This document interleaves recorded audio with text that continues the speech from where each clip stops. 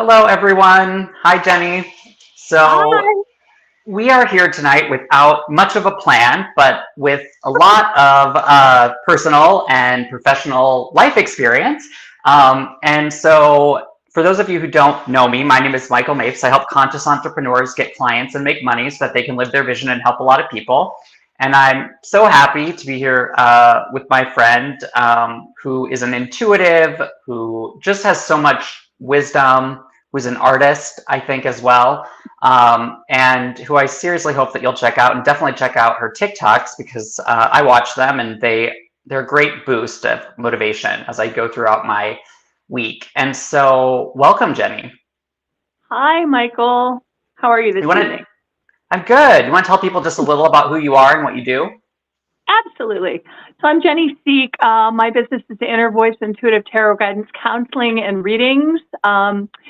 And I help people trust their intuition. I help people move from overthinking things to moving into a place where they're trusting their intuitive stories for how to lead their life. And I became really attracted to this idea when I was in college, studying English literature, and then went to a school called Pacifica Graduate Institute where I studied Jungian counseling, which is an archetypally based counseling, which is about working with the felt sense, the feeling and sensing principles in the Myers-Briggs to access those parts of yourself.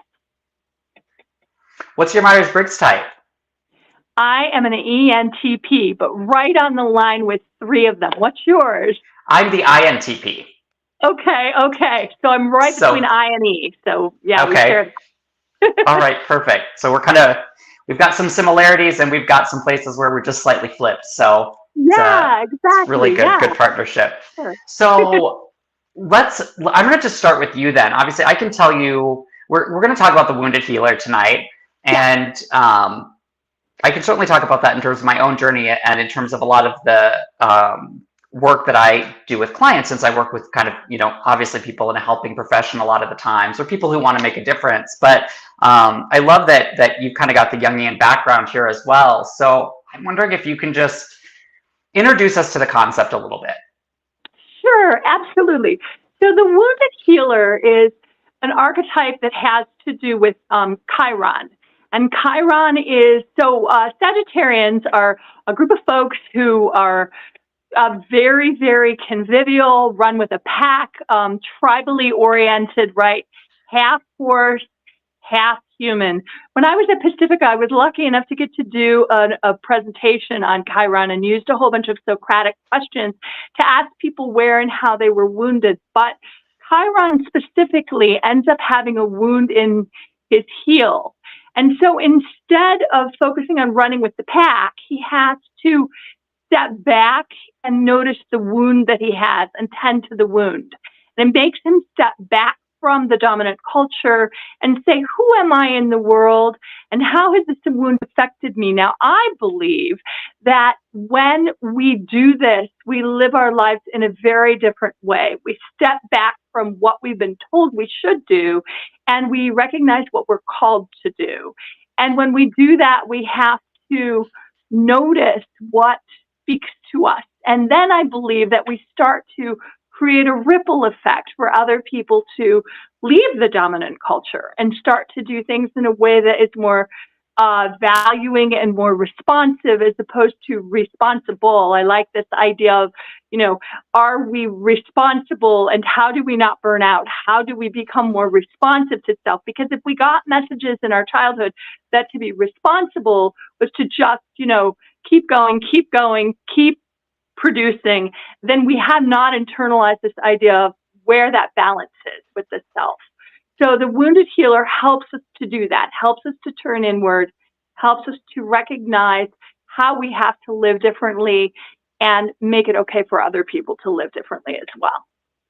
Yeah, I love that, and obviously Achilles is coming to mind, but I think that it's one of the things I think that you hit on there, just sort of like to kind of give this awesome context, is that when we're talking about archetypes, we're not we need to kind of step out of like the good, bad, black, white framework, right? It's not like Absolutely. we want to get rid of some of these archetypes and have some, like, these are universal aspects of consciousness, right? And so we all have them, all kind of available to us, and some may come more naturally. We may fall into others sort of unconsciously, but and we may and we can kind of like channel these as well. I think when we're trying to like learn certain lessons or achieve certain things. I know one thing for me, I was reading Carolyn Mace's book on a plane. This has been decades ago at this at this point. Which one? Whatever her big one about archetypes is, I just remember it was about like this thick. Anatomy of the Spirit or something like that, I think maybe. I was reading it on a box. I'll Google it. But I just remember coming across the prostitute archetype, and I was like, oh my God, this is me, because I'm saying yes to all of these things that I don't want to say yes to. And I'm accepting maybe less money, or maybe it's too much of my time. And then I'm like showing up to these situations, and then I'm like super surprised that it's kind of not like working out, right? And so I think there's just like so much kind of learning in all of this. I think it's so interesting as well that like this idea of like tending to our wounds, right? And I think we live in such a kind of like, we are in such a like over functioning kind of, and then under functioning simultaneously kind of a culture.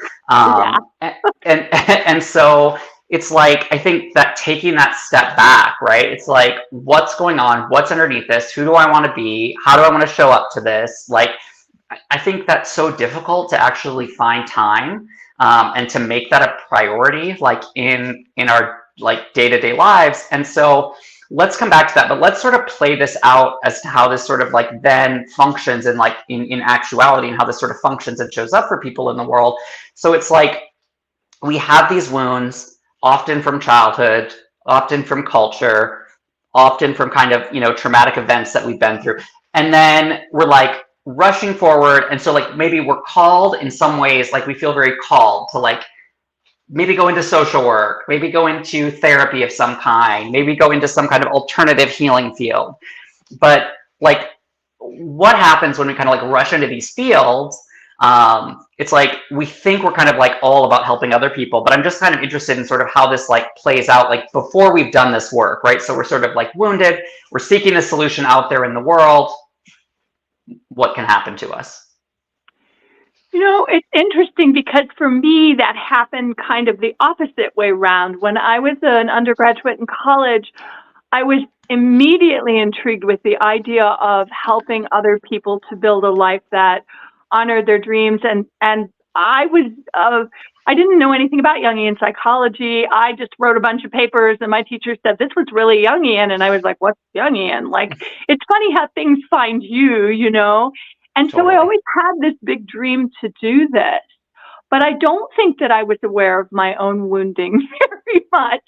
Now I'm very aware of my own wounding. I've kind of done it the opposite way around and have figured out that I'm neurodivergent, and which means that I have to attend to this work-life balance in a very, very different way. I have to assess daily, like, how much energy do I have? Where do I want to put my energy? And what do I value?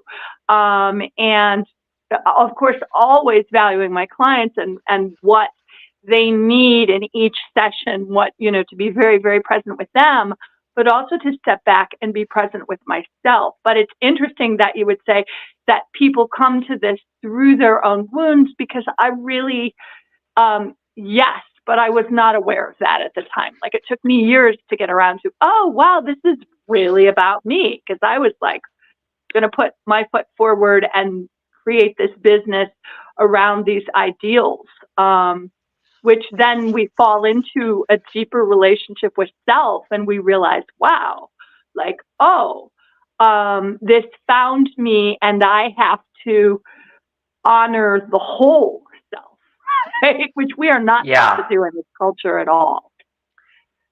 Yeah, I think that's right. And I think that, you know, when I say people are called to it, I do think it's an unconscious pull. Do you know what I mean? In the sense of, for sure. It's like, oh, still there? Okay. Sorry, Oh, yeah. you froze for a sec. Okay. So, no, good. So I think it's sort of like an unconscious pull, right? I think it's like somebody kind of is maybe has these wounds, it's like not that aware of or whatever. I think one of the reasons why, and I go back to Alice Miller's gift of the or drama of the gifted child. Yeah, Do you know what I yeah. mean? And it's like we have such an ideal around parenthood and childhood that it's like many people, it's like somebody tells you, oh my God, I had a great childhood. And you're like, fabulous. They start telling you about that childhood. And it's like, that doesn't sound actually great to Yeah, me right. Right. in any way. So it's like, I think people are like pulled into this, right? They get pulled into these kind of things. And then as a way, I think, of sort of returning to their own wounds, or as a way, it's like you think you're out here doing all of this stuff for other people, right?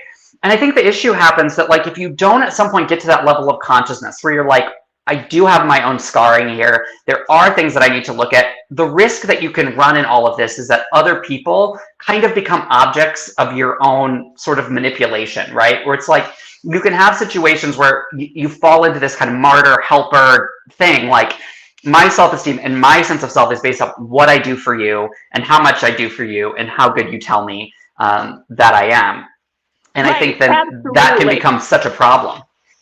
Absolutely. I love that you bring that up, Michael, because like I do a lot of intuitive work, and I'm in a circle that when I first started doing intuitive work, I wanted to find a bridge between therapy and intuitive work, and we bump into a lot of people who call themselves psychics. I hate that word personally. Yeah. I like intuitive. I believe everyone is intuitive. I believe everyone is psychic, but I believe it sets up a power dynamic between the reader and the person who's getting a reading. And I push back against that so hard. Now, if you look me up on Google, you'll see that I'm under psychic because that's the only way that you can be listed. Unfortunately, you have to like go into the byliners and put your little details about how you're not that. But I think that people come with an expectation that you're going to tell them what to do, that you are going to save them or rescue them. Right in my contract, it says your results are your own. There's a difference between process and product. Like, I make that so clear because people will project a lot onto you. They will have a lot of expectations of you. And it is easy to fall into that unconscious expectation that they have. And you have to give it right back. Like, you have to just say, here's the softball, where's your work, right? So much to say about that. Okay, so first off, just thank you. Thank you, thank you, thank you. Because, I mean, if you're watching the replay of this, rewind it back and listen to that again, because there's like so much in there that you just said, and so much that, you know, I think, God, where to begin with that? So I think the first thing that I want to say is absolutely. And I remember at 19 when I first started doing readings for people, you know, I had my domain name, psychicmichael.com. And, you know, I had a webcam picture, a bright orange background, and a lot of typos. But the thing that I said on there was, you know, like, because I really started feeling like exactly like you did. Everybody, like, nobody has an inner wire to God, right? And so it's like we all have that capacity to access our own wisdom, and nobody else's voice should be overriding that inner spiritual sieve, which is what I believe intuition is. I think, you know, spirituality is the way we get to know ourselves and our place in the world, and intuition is one way that you can become more spiritual. And it's like no one should be overriding that voice. And I think, unfortunately, what happens is exactly what you're talking about, which is there's an unawareness of the hierarchical dynamic that is created any time that you tell somebody that you're an expert. And obviously the word psychic is very loaded and comes with a lot of that. Not everyone is careful, unfortunately, with the people that they are advising. And as you know, even in my situation, working with people on their business, people are vulnerable when they come to me because it involves money, because it involves putting themselves out there, and all these fears of rejection, because maybe they have their spouse in their ear, maybe they've got their inner critic coming from the inside of their head. It's like, and so people are vulnerable when they come to us in these situations. And so I really just love what you said, because I do think there are people who prey on people. And I do think that if you don't work on kind of some of this, just what I would call kind of underlying psychological foundational work, do you know what I mean? Then Yeah. you can end up using other people as kind of objects to gratify your own self-esteem. I think so many people in this field do that. It's been really interesting because like I know a lot of the people in this community, and people who come to see me always say, well, it was because of your Jungian background. It's because of your trusting about intuition. And I help them to get in touch with their own intuition. But there are so many in the field who really reinforce that I know everything because I am psychic. And I just think, Sounds oh man, stressful. like if you knew everything and you were psychic, why are you doing this? Like, what are you doing? I mean, it's Yeah. ridiculous. And yeah, so I just think, and I really appreciate the fact that you're like so aware of the seminal works that you've talked about because they're foundational to psychology, and they're foundational, I think, to this bridge that we've been talking about a bit between this intuitive and this therapeutic modality, right? Which I think are peanut butter and jam, right? Yeah. Yes. Totally. And I think this is where I just encourage people. It's like you just, to me, it's like you are creative, resourceful, and whole. And anybody that you're working with, their job is to activate that in you, right? And I think it Yeah, is so easy, just like it's easy in an abusive relationship, which I certainly have experience with. And yeah, it is so easy to believe in voices that validate our own inner sense of incompleteness, yeah. or perhaps the voices in our head that we have, like for me, from having my father leave very early on, from being bullied, and then certainly later in life from addiction, sexual assault. It's like it is so easy for us to kind of override that inner voice of strength and that inner kind of guidance, which is really, which to me is like, take the next step, take the next step, take the next step, take the next step. And just to kind of really lose our way. And, I know for me, drugs and alcohol are one of the ways it shuts down the emotional, it shuts down the intuitive side of things, because it can be scary to listen to that, our own inner voice. And it can be frightening to be out in the world as empathic and highly sensitive and For feeling all sure. of these things. And I think the wound and doing some of that work, like we're talking about the wounded healer, it's like diving into all of that richness and that darkness and like the roots, do you know what I mean, of our soul, and the Yep. shadow of our soul is so important. But it's so frightening, I think, to do that work sometimes when you do have that sensitivity. I absolutely agree with you. And I think, too, people come to us and they think that we have everything figured out. Like they come to us, they project that onto us that, like, we have no problems. We've solved this all. We're enlightened. And I think that that's this idea that in psychic circles they throw around, like, the spiritual bypassing piece. Like, oh, no, Yes. if you've gotten this far, you don't have any dark spots in your psyche. Like, you don't have anywhere where you can't step. Which I think that when people really understand intrapsychic energies, they realize that no, there's absolutely a wound there, and that they're going to hold that space. Like with my clients and things, like something will come up and I'll be like, oh, that's for you. Like put it on your shoulder, like don't bring it into the room. That's about them. But like, oh, go do your own work afterwards, because you can't meet your client where they're at if you don't do your own inner work. Like you will just project back onto them, or you will just reinforce that power dynamic. So it is imperative that you do, like it's grist for the mill, right? It's like, oh, that hurt. Oh, that's open. Oh, that's there. You know what I mean? So Yeah, totally. I mean, I think that's right. And this term spiritual bypass is such a powerful way of conceiving this. And, like there are ways in which I consider myself like a new age person. And then there are ways in which I feel that like we haven't necessarily done that work of the deep philosophy of what that means, unfortunately. And so there is this kind of unfortunate like conspirituality or whatever, right? Where this kind of like right wing odd thinking sort of meets this kind of weird, like you're talking about left wings, it's like it's denial, but I'm calling it positive or whatever. And I think, yeah, I think it's like the point, and that just your point on certainty. I think of that. Of people having all the answers. I think of that Paul Tillich quote where he says, the opposite of faith isn't doubt.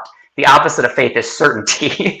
And Yeah, the more you know, in a lot of this, it's like the less you know. Do you know what I mean? that's It's like, absolutely, absolutely. I think about it in terms of ascension ideals, right? Like this idea that, like, when you're talking about the left and the right, like, I mean, this is where we really got in deep with Trump, because there were all these weird things where, like, there was this overlap between these kind of funneled communities that seemed like they were conservative, but then they appealed to certain, I don't know, vegan people or people who did yoga or whatever.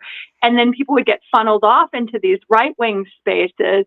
And then it really got confused, and it broke down the definition of truth, right? Like of yes. where these lines were, which of course was what was always intended.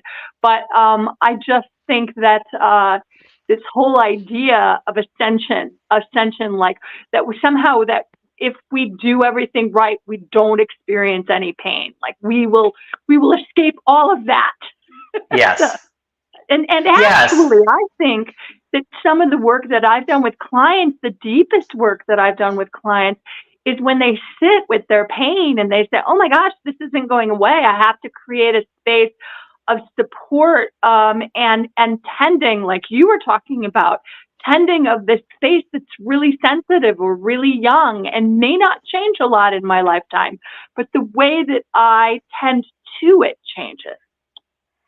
Yeah, and I think it's like the idea that like sitting on your meditation cushion is to be able to spend more time sitting on your meditation cushion rather than to like awaken you to the possibility that you can then bring with you into like what you're doing, right? Into the world to create less needless suffering and into the world to be present with the suffering that is there. I love that you're saying that, because I think that that's what true empathy does. Like if you look at ableism, for instance, right? Like the idea that somehow we're going to escape all of that, and true empathy is having empathy for everyone, right? Not just empathy based on, who's entitled to it based on the hierarchy of what they've been able to figure out in their life. Like there's places where we have huge blind spots, and that's not going to change. But I think that our tolerance level changes when we can really tend pain. We can really meet it in the culture, and then we can hold the energy differently, and then we can really heal. Yeah, absolutely. I mean, if spirituality is just something to make you feel happy 100% of the time, then that's a drug. Do you know what I mean? Rather than as something Absolutely. to kind of open you up to the expanse of, You're using it like a more fully dopamine, human experience. Absolutely. Yeah, absolutely. like You TikTok. know, absolutely. And yeah, I mean, again, it's like there's nothing spiritual about just opting out. Do you know what I mean? Of the No. conversation, of the work, of the world that you find yourself in. And I do think it's a real danger. Let's dive in a little bit to it, because I want to definitely make sure that I ask you about this, since I've got you and your wisdom, your wealth of experience here. So how do we start to do some of this work, right? How do we start to look at our own, You know, wounds? it's such a good question, because I think I would answer it so differently now than I would have when I was younger, right? When I went to Pacifica, I would have talked about identity a lot, and I would have talked about embracing alternative identity. And I still think that's super duper important. And I think that's the way that we change the culture, right? Is to allow everyone to be who they are. But I also think that a way that I would answer the question is about tending to places that, like I said, don't necessarily heal a lot. And I think that relates to this idea of like our inner child, right? Like some places I think about, like, I always think about like this story of the little kid who like is having a temper tantrum in the morning. I actually wrote a poem about this, but about my 4-year-old boy, because he's very untended.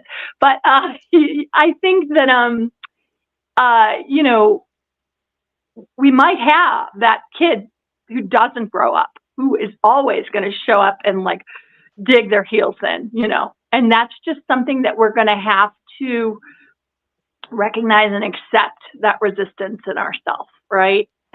But have more empathy toward. And I think that's really where the rub is, right? I was raised by a narcissistic father and a very enabling mother. And so if we, take that down go down the breadcrumb trail that is, it's super duper hard to have empathy for that abandoned part, right? And that's daily work. That is not like, oh, well, I just, read this poem or say this mantra or whatever, and then that kid grows up or that kid gets it together, or no, that kid is there and that kid needs deep care. And people in our culture who maybe miss that window, maybe they don't even have that much awareness. They need deep care too. Yeah, I think that does away with this idea of kind of, I've moved past that. Oh, I've dealt with that, right? And kind of into this mindset of I'm continuing to, as I spiral up, deal with this. And I might learn new coping skills along the way, and I might have new awarenesses along the way. And sometimes it might be easier, and sometimes it might be harder. But that all the awareness does is open up the door to shine a light on the places that you get to continually visit and revisit. That's right. That's right. And I think that's like talking about internalized ableism, right? Because if we grew up in a family like where I had to hit the ground running when I was a kid all the time. And so now, like, I have this part of me that's like, whip it into shape and I can do it like on a dime. But the price that it exacts from me is so much. It's so high. And so I think that this internalized ableism, this idea that you have to start to have a conversation about that. You can't just bypass it and go to that unconscious place, or you're repeating the same family pattern that you were given. That's so interesting. And one of the things I've been fascinated with on my recovery journey is the way in which you can eliminate a substance or you can eliminate a habit and not really have done much about kind of the underlying stuff that's contributing to it. And so you can attract and create, often unconsciously by other means, right?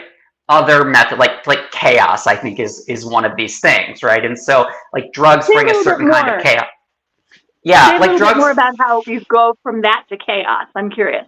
Yeah, so I think like, in my world, right, like, and seeing a lot of people who were former drug addicts or alcoholics or whatever, right, there's a chaos that accompanies that, right, and the chaos that you drag other people into. You can eliminate the substance, and it's realizing that you get something from that chaos, right? One of the things that you get from that, totally,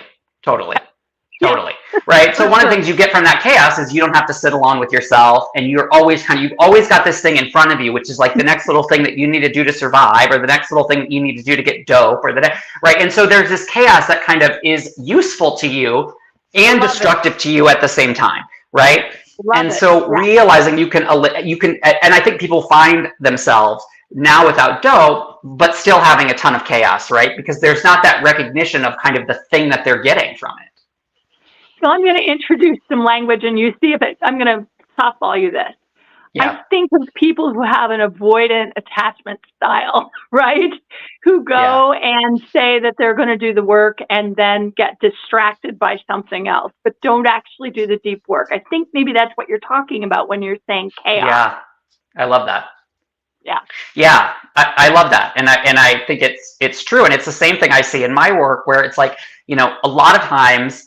And this is not to minimize anybody's struggle, but a lot of times people are getting something by a certain level of unsuccess, right? It's Mhm. like I get this kind of story that I can't do it, or I don't have to put myself out there and deal with maybe this feeling that I would have of rejection. I don't have to worry about maybe people won't like me if I, come off as too powerful. Obviously, something, women, So minorities, in my outgroups are dealing with a lot.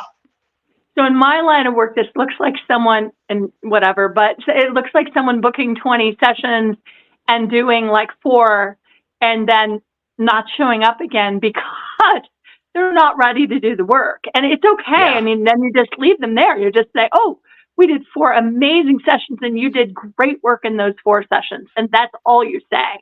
But yeah, it's just really interesting because I've had to learn that isn't personal. That's about where they're at energetically, and you have to let yeah, them go, and maybe they come back, or maybe that's the work that they do, um yeah. yeah, yeah, Well, I love that. And I want to talk more about that because I think that it's like, okay, so we do this work, we make some of these changes, we get to a certain place. I just did a TikTok about this, the other day because things can start to shift and get rocky. Do you know what I mean? In yeah, our worlds, like, and I believe I was just saying to a friend the other day that I think, people who kind of are at a place of inauthenticity, are at kind of a vibration of abuse, are at sort of a place of kind of self pity and tearing other people down, they're allergic to people that come from truth and that show up in a way, that is kind of defenseless but powerful. And yeah, so, yeah. as we Oh start, it's boy, like we that's can kind of make these change and it starts to shift. How do we deal with that? Like sometimes okay. it involves letting people go or and it's difficult. So when I was at Pacifica, we had what was called trickster class, right? Okay. And trickster is exactly what you're talking about. Trickster is that client who comes and says that they're all ready, all in, but they can't do the deep inner work. They distract themselves, they create chaos, all of those sorts of things. And I think that what we have to do is, I think it takes deep, deep self work as the person who holds the container for that person to realize that that is where they're at. There's this really, I'm not going to remember the woman's name, but there's this really great poem that I read to clients a lot about like going down the same street. It's like, I go down the street, there's a hole in it, I fall in, it isn't my fault. I go down the street, Ah, there's a hole in the manhole, whatever. I know it's there. I fall in its habit. It's not my fault, right? And it goes on and on and on. And then finally, at the end, I go down the street. There's a manhole. I go around it. I don't go down that street, right? So like yeah, that, I think speaks to the level of what they call pre-motivational versus motivational, right? And I think that it takes a really seasoned soul worker, if for lack of a better word, to recognize that that whole process is the client. You hold the space for them, you see where they're at, you pull back, you might say, hey, you might do a little confrontation because I think that that can be helpful for someone that's in the right place, but it might not work too, right? So right. that's where trickster shows up, but you can't project it back onto yourself. Yeah, I remember Derek Rydell saying to me once, sometimes our job is to comfort the afflicted, and sometimes our job is to afflict the comfortable, right? Yeah, yeah. And yeah, I do think that's hard. That's a big awareness for me because there are just certain people in my experience where it's like, oh my God, you truly do not know how good boring can be. And it's Mm-hmm. easy for me to get into frustration, to make it about me, to want that so hard Oh, for I know. That them. was the first 5 years of my practice, man. That was the first 5 years, right? I mean, I just figured out that lesson because that is a projection that really holds in this field, and it's reinforced by people who are not doing the work. You know? Yeah. And I know for me that, in addiction, like actually the most helpful people to me were not the people who like wanted to shake me and be like, why don't you get it? Because the thing is, no, I did get it at some level. Do you know what I mean? The most Yeah. helpful people were the people who were just like, you know what? We love you and we are here for you. And like that kind of, and again, it's not that that love is without boundaries or anything, but Well, and I think that you can't want more for your client than they want for themselves. Like yeah, you've got to really recognize that if that's what they're giving you, and in any place in life, if that's what they're giving you, they're showing you their cards. Like there's Yeah. nothing deeper there. You don't have to like ask all the probing questions at that point. The response they're giving you is what they're saying, right? That's where they're at. It's not that complicated, right? Yeah. And I think then to examine, right, what's like, just like you said, attending to our own emotions, right? Like what's coming up for us in this? Is this my own fear of, these patterns in my past? Or is this triggering something from some behavior of my partner? Or like, do you know what I mean? It's like, what's kind of coming up there that's causing me to kind of get out of holding space, getting out of compassion and into judgment? That's right. Because that's a really nice nuance, because they are, by showing you where they're at, if you push them further than they're comfortable being, I mean, you could do a little bit of the confrontational stuff, and with someone who's right in the temenos, right in the space of change, it's great. But once they push back, like then it is judgment. It's your judgment about Right. where they should be. Yes. Yes, totally. Totally. Which I know for me, when people have done it, has never felt great. It never feels great. No. Let's kind of, and I know we're coming up on 35 minutes here, so let's talk a little bit before we end here about being liked, right? Okay. So, how, like, it's just that thing that when we're sensitive and we care about other people, right? And it's like, and we have to maybe express our truth. We have to maybe set and hold, because it's actually not just the setting, it's the holding of the boundary that's like Absolutely. the thing, right? So how do we deal with the fact that people might not like us? People might say shitty things about us. People might be like, how do we deal with it? They invariably will, because people are people.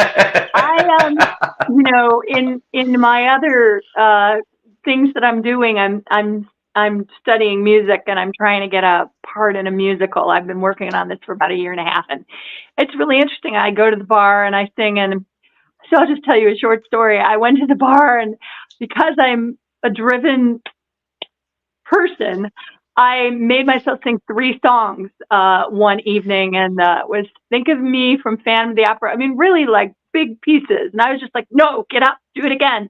You've got to create momentum. You've got to move through, like, this pattern that you're in of 1 song a night. So I did 3, and people were like clapping, and they were like, you have a beautiful voice. And then this group of people sat down with me, and I was like, this little part of me I was bullied too, like crazy, was like, oh my gosh, like they really like me. They want to be my friend. I mean, that was what happened. And then I was like, and they all got up and left. I was like, but I sang great. But you told me I have a beautiful voice. But you chose to sit with me. And it's like, and I liken it to like, you could be Luciano Pavarotti. And first of all, if people don't like opera, they're not going to probably like your voice. There's going to be a certain amount of people who don't like you no matter how good you are. And there's going to be a certain amount of people who like you just because they like you. And then there's going to be like a range in between. And you have to show up and do what you do because you're called to do it, because you're called to help do the healing of the world, the healing work in the world, not because people are going to like you. Like one has nothing to do with the other. And that was like a huge example last weekend. Yes. And I think that part of the gift of addiction, and all of that has been that sort of the image and the pretense was stripped away. And that is very raw and very painful. I wish I would have found an easier way to do it. But there is something very powerful about having all these ideas, like in my case about perfectionism and being there for all of these other people way beyond what I had the inner emotional resources to handle. Like, Absolutely. And so I think what you're saying, and I also think this has somewhat to do with what occurs versus the story that we make up about it, right? Absolutely. It's like, because for me, it's easy if I set a boundary, express my truth, and somebody has a reaction to it. it's easy for me to go into this story about this always happens. I can't really be That's who I right. am. If I hold the line, then it's not going to work out for, it's like, but if I look around at my life, I'm like, yeah, there are places where that's true, where it's like disappointing, where I don't feel I was given a fair shake, where I feel like maybe people don't see this. But then what it's really done, speaking my truth, holding these boundaries, what it's really done is it's brought all of these incredible clients, incredible friends. It's reinvigorated family relationships, including with my father, who we didn't speak for many, many, many years. In fact, almost 8 years, and our relationship was very fraught from the time I was 5 onward, before we even hit the no talk. So it's reinvigorated relationships with him, with his girlfriend. Like, it's just, that's actually the reality of what speaking the truth and holding my boundaries has done. But still, when these like painful situations that kind of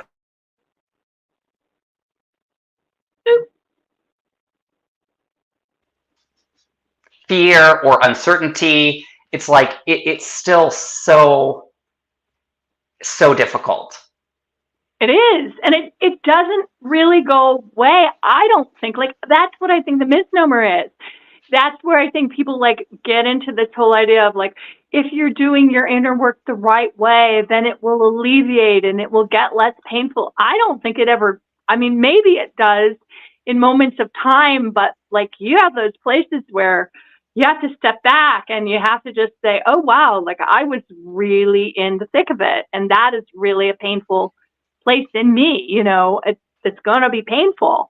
And I have to be really gentle in that space. So, Yeah. yeah, yeah. Yeah, and I think maybe getting okay with the fact that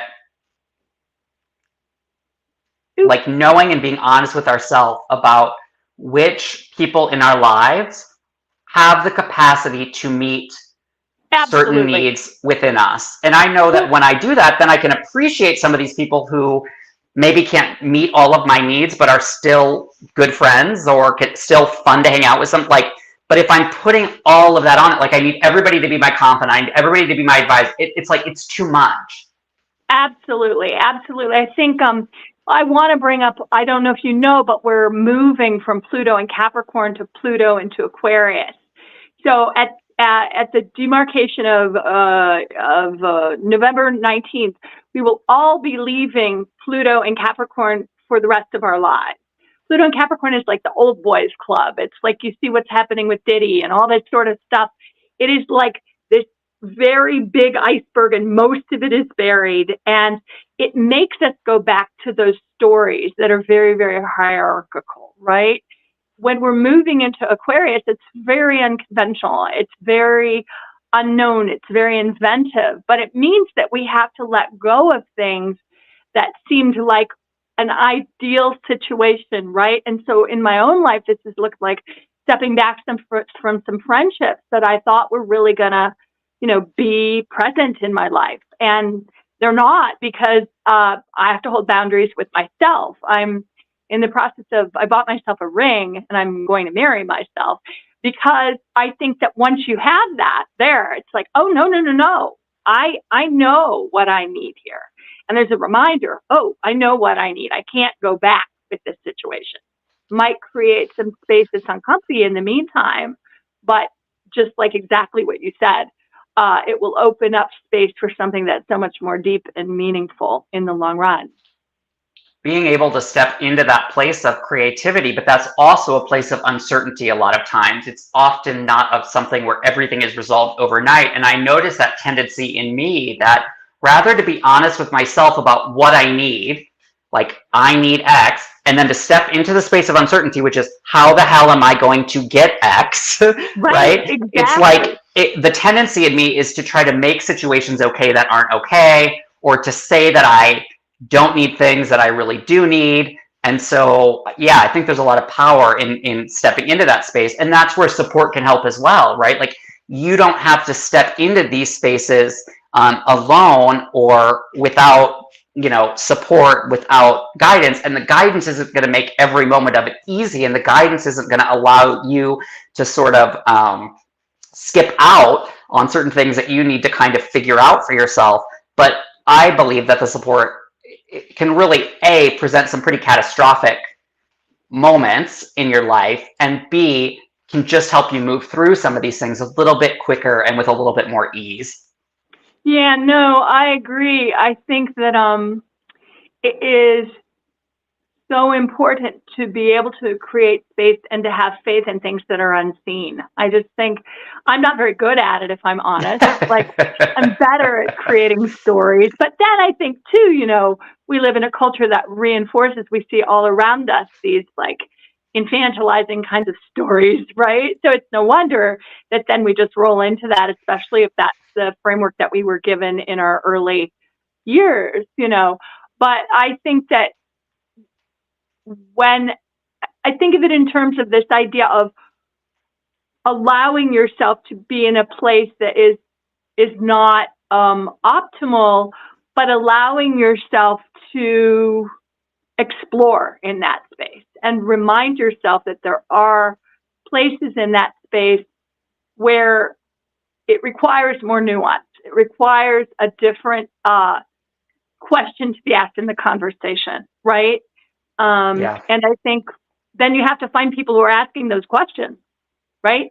Because it's easy to like just kind of eat up the pablum, right? Like, oh, like that's really good. That's really nice. That's what I want.